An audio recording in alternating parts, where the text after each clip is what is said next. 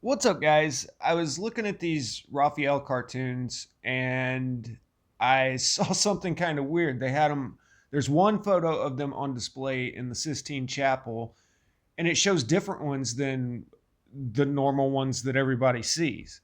The Renaissance, or actually rebirth in Italian, is where we get our whole concept of the ancient Romans and all that from.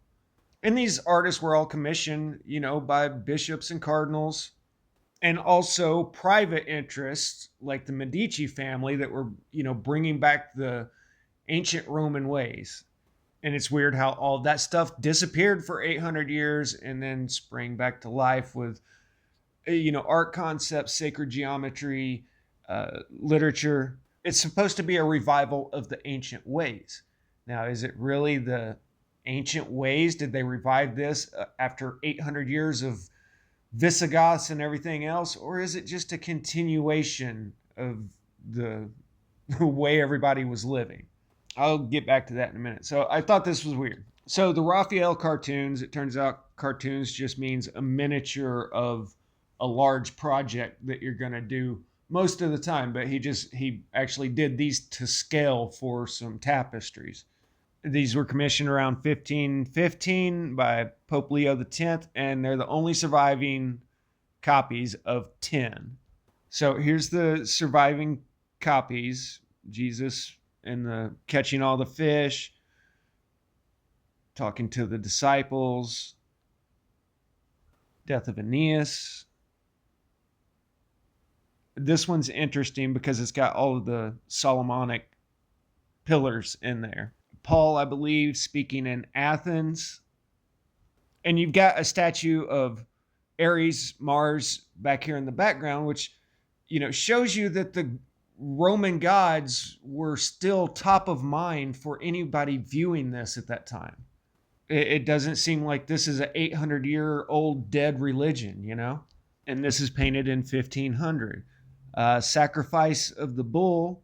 And once again, in the background, you've got a statue of Hermes, and it says that it reminds us that Paul was being mistaken for Hermes.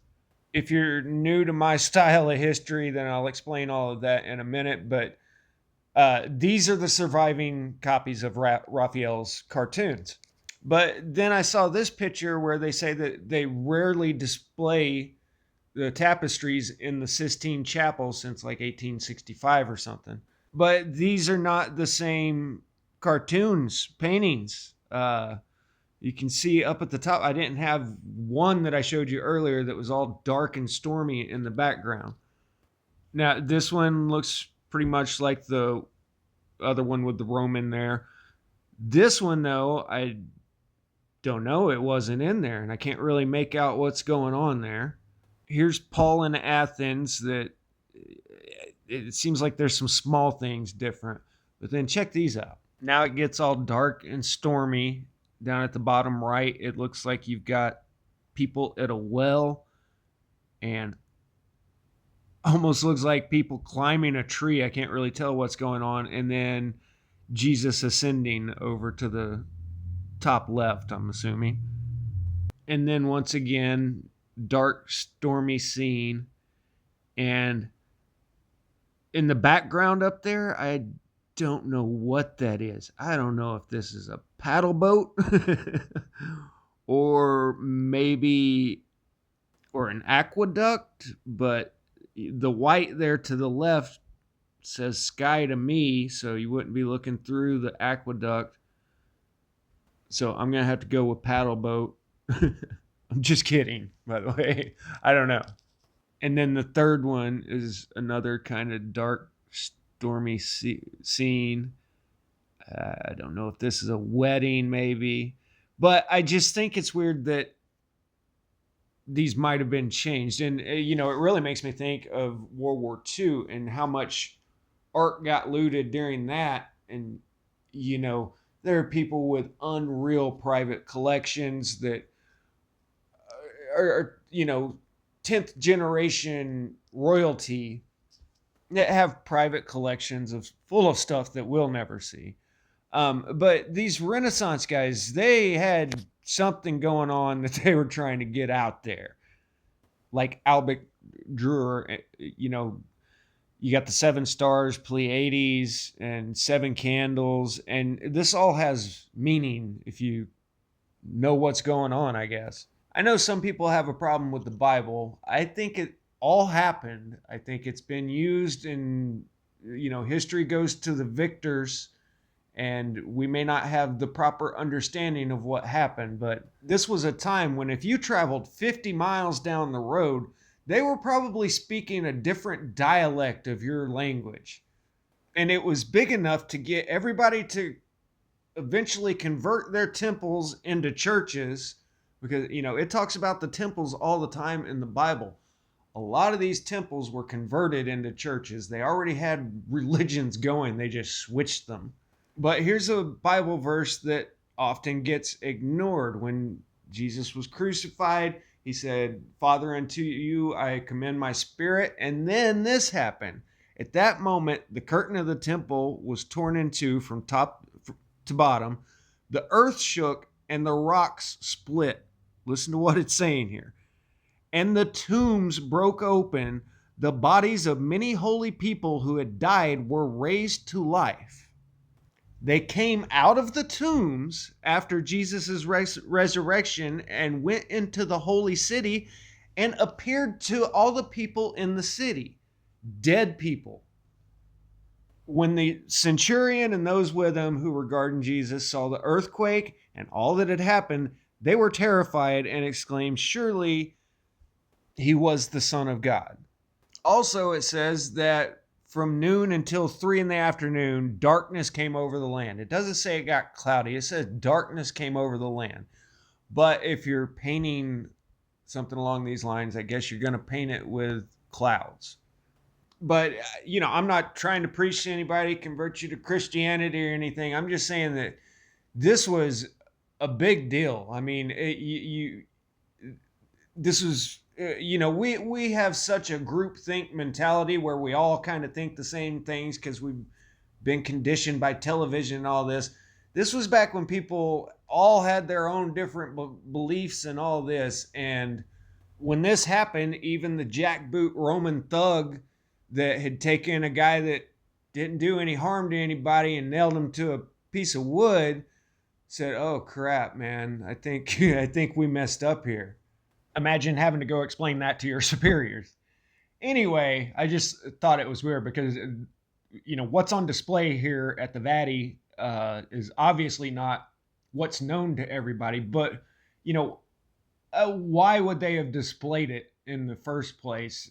Because people are familiar with this art. Maybe it was just a Homo Lazardus party, and this wasn't supposed to be seen by the masses. Anyway. Okay, so perspective painting, just like everything else, disappears for 500 years, and then they start using it in sacred geometry and art again in the Renaissance era. If anybody's new and isn't familiar with static history theory, I don't think that there was...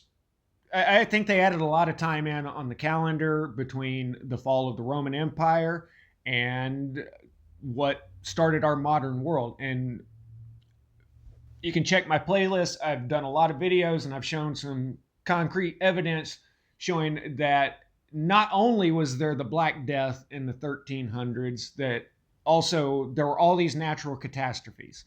Big earthquakes that opened, quote, great chasms in the earth, and noxious fumes were coming out that anybody who smelt them died within 24 hours. And all kinds of weird stuff, sky phenomena. See the videos for more explanation. But I think there were all of these catastrophes that took out the ancient world, and then, they kind of made up the story of the Middle Ages to make it seem like that was way back in history, 1,000 years ago, so don't worry about it. When in reality, it was, only a few generations, and they start rebuilding the world because, like all the writings of the ancients, Cicero, Aristotle, Plato, all of this was very well known in the 13th, 14th century, like I was pointing out with the Roman gods in the paintings earlier. So the Visigoths took over and all of Western society fell apart for 800 years. everybody was illiterate, but they still knew about all of these ancient gods and everything. That's the official story. And I don't buy that. Very few paintings have survived from the time of the ancients, at least that we know about publicly. Like I said, there are royal families with art collections that we don't know anything about. But when excavating Pompeii, they find some of these paintings in almost perfect order, and they're using perspective painting. And down at the bottom, they say that, okay, they use perspective painting at the time of Pompeii, which was supposed to have been covered in ash in 79 AD, I believe. And perspective was not rediscovered until the Renaissance, the rebirth in the 13th century Italy. How convenient. There's a science to the great artworks. It's not just that they were talented, it's that they were talented and knowledgeable of sacred geometry and things like this, using certain vanishing points and proportions like the golden ratio that's in all of the great architectural works. And you can see this was an old 14th, 15th century before the free M's were even a thing. And what does that look like down at the bottom there? Maybe if I put a G in there, it'll look more familiar. If you don't know what I'm talking about, check the comments. Somebody will know. I've seen a lot of people say a lot of things about the paintings of the Renaissance era. So the paint is only 0.002 millimeters thick. So, it's implying it's a copying machine or something. This is YouTube, so everything's lost ancient technology, and they're making a lot of money off those videos. But what it really is the sacred geometry of the world. They applied it to art because they realized that there is a numerical order to the chaos of nature. And I'll show you an example in a minute. But I thought it was interesting. I was looking at some maps that showed a secret passage to the underworld here a while back from like the 15th century, and it showed all of these holes in the ground, and they labeled it chaos, and everything was in Latin. So I looked up the word, and chaos actually means the underworld, which I thought was interesting. I'll get into that in a later video. Anyway, the golden ratio is found all throughout nature, 1.618, also known as the Fibonacci spiral or Fibonacci sequence. And it's the proper proportions of everything in nature. So the educated artists and architects all use this in designing all of the great buildings of our past. I worked for an OCD architect that wanted the sink height to be 1.618 the width of the bathtub. I mean, a little overboard on some things. But Vitruvian Man, Leonardo da Vinci is known as the first most accurate anatomical drawing of the human body, because he understood that if you measure from the wrist to the end of the finger, multiply that times 1.618, then you get the exact length from the wrist to the elbow. And the whole human body is all perfectly proportioned according to the laws of, it's also known as phi, the golden ratio, PHI phi.